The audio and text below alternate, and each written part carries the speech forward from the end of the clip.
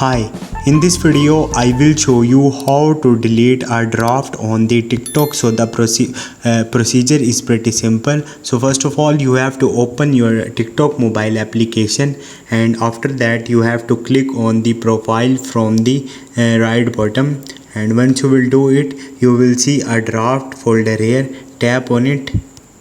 Once you will tap on it you have to